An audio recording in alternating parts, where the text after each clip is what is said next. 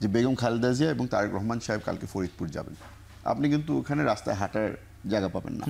পদযাত্রা করছে, তাদের জনপ্রিয়তা কিন্তু ভালো হচ্ছে দেখাচ্ছে তারা।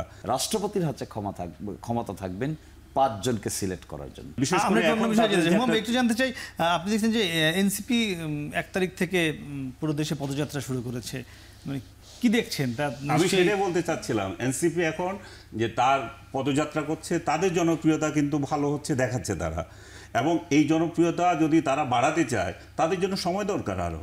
তারা যত দেরি হবে তাদের লাভ হবে। সেই বলছে জনপ্রিয়তা দেখাতে চায় এনসিপি। আপনি নিশ্চয়ই দেখেন গণমাধ্যম বা সামাজিক যোগাযোগ মাধ্যমে, মানে এটি নিয়ে আপনার অবজারভেশন কি? এনসিপি যে মানুষ দেখছেন উত্তরাঞ্চল, তারা এনসিপি যে কাজটা শুরু করেছে, আমি তাদেরকে কংগ্রাচুলেট করতে চাই যে তারা খুব ভালো কাজ করছে। তারা এখন ইলেকশনমুখী হয়ে যাচ্ছে। একটা জিনিস বলা জরুরি হয়ে গেছে যে দেখেন, আমি আমাদের দলের একটা এক্সাম্পল দিই। আমি যদি কালকে ধরেন ফরিদপুরে একটা জনসমাবেশ করতে চাই, আর ওখানে যদি আমি আমার খালি লোকাল নেতাদেরকে নিয়ে যাই, ওখানে কিছু গ্রুপিং থাকবে, হয়তো মানুষ অত বেশি আসবে না। তবে আমি যদি ঘোষণা দিয়ে ফেলি যে বেগম খালেদা জিয়া এবং তারেক রহমান সাহেব কালকে ফরিদপুর যাবেন, আপনি কিন্তু ওখানে রাস্তায় হাঁটার জায়গা পাবেন না।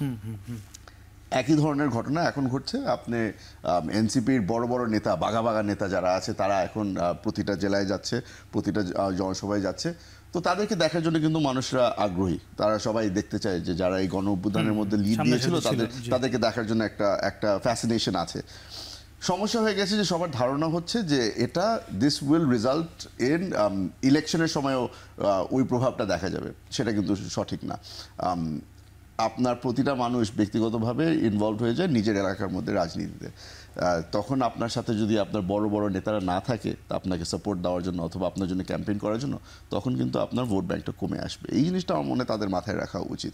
আমরা কিন্তু ওজন্যেই, আমার বাবা আমাকে একটা জিনিস সবসময় বলতো যে সে যখন ইলেকশন করতে যেত, সে আর কাউকে কিন্তু সাথে নিয়ে যেত না, কারণ তার বিশ্বাস ছিল যে আমার ভোটটা আমাকেই এসে নিয়ে আসতে হবে, অন্য মানুষকে দেখিয়ে আমার ভোটটা এনে কোনো লাভ হবে না।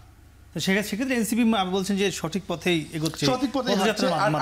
সত্যি করে বলতে যেই ভ্যাকিউমটা ক্রিয়েট হয়ে গিয়েছিল 5 আগস্টের পরে, একটা বড় দল, একটা যাদের কথা আপনি বললেন যে 16% ভোট এখনো তারা আটকে রেখেছে, এই ভ্যাকিউমটাকে তারা যে ফিল করতে পারছে, একটা এমন একটা দল যারা বাংলাদেশের সভরেন্টির উপরে বিশ্বাস করে, এটা নিয়ে আমি খুব খুশি।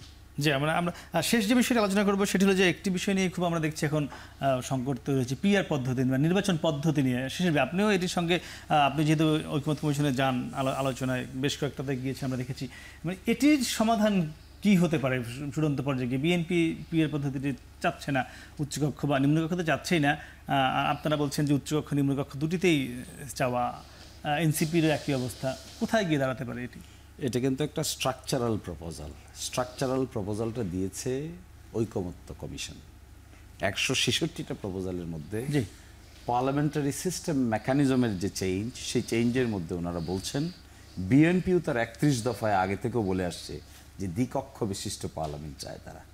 এই দ্বিকক্ষ বিশিষ্ট পার্লামেন্ট, যে ঐকমত্য কমিশনের প্রপোজাল হলো, নিম্নকক্ষ গঠিত হবে ৪০০ সদস্য বিশিষ্ট, ৩০০ সদস্য হবেন উন্মুক্ত, ১০০ সদস্য হবেন নারী, এটা থাকবে রিজার্ভ। আর উচ্চকক্ষ গঠিত হবে পিআর সিস্টেমে, অর্থাৎ যে পার্সেন্টেজ ভোট পাবে তার উপর ভিত্তি করে উচ্চকক্ষ গঠিত হবে। রাষ্ট্রপতির হাতে ক্ষমতা থাকবেন ৫ জনকে সিলেক্ট করার জন্য। এটা হলো ঐকমত্য কমিশনের প্রপোজাল। এখন এসে প্রশ্ন দাঁড়াচ্ছে যে নিম্নকক্ষ পিআর হবে কি হবে না। নিম্নকক্ষ পিআরের প্রশ্নে বিএনপি বলছে যে না, নিম্নকক্ষে কোনো পিআর নাই, আসন ভিত্তিক ব্যবস্থা হবে, এফটি, এটাকে বলে এফটি। কিন্তু এটা কি সম্ভব বাংলাদেশে? আর অবশ্যই আমরা শেষ করতে হবে, কেন সম্ভব নয়? অবশ্যই সম্ভব। পৃথিবীর ৯৩টা দেশে পিআর সিস্টেম আছে, যেখানে বাংলাদেশে এখন যে সিস্টেম আছে, এটা ৪৭টা দেশে এরকম সিস্টেম আছে। এই পিআর সিস্টেমের মধ্য দিয়ে আপনি একটা নতুন সিস্টেম ইন্ট্রোডিউস করতে যদি চান, তাহলে পসিবল। সেক্ষেত্রে আইন প্রণয়নের সমস্যা হবে কিনা? আইন প্রণয়ন করতে গিয়ে কোনো প্রবলেম হবে না, পৃথিবীর কোথাও প্রবলেম হয় না।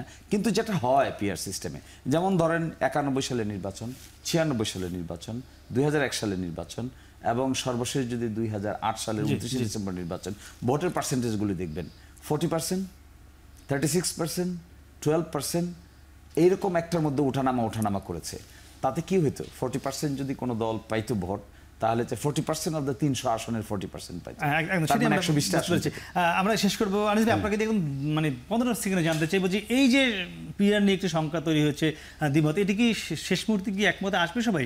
10 সেকেন্ডে শেষ করবো আমরা। আমার মনে হয় না আসবে, কারণ বিএনপি চাইবে না যে তার যে একক সংখ্যাগরিষ্ঠতা সেটাতে কোনো ডিস্টারবেন্স আসুক, কারণ সরকার পরিচালনা করার জন্য সংখ্যাগরিষ্ঠতা কিন্তু খুব জরুরি আছে। পিএসসি চেঞ্জ যে সমস্ত দেশ আছে সেখানে কিন্তু বারবার সরকার চেঞ্জ হতে বাধ্য হয়, সরকারকে টাফল করার কোনো ব্যাপারই না ওই সংখ্যা ভিত্তিকে যদি ইলেকশনে হয়।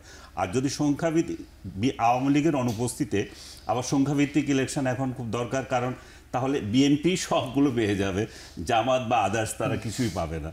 তো সেদিক থেকে এটা সৌন্দর্য হয়, তারাও সবাই থাকলো। জি, আপনাদের সবাইকে অসংখ্য ধন্যবাদ। আমরা প্রত্যাশা করবো একটি সবাই ঐক্যমতে আসুক, নির্বাচনের করে বাংলাদেশ এগিয়ে যাক। দর্শক, কথা বলছিলাম তিনজন অতিথির সঙ্গে।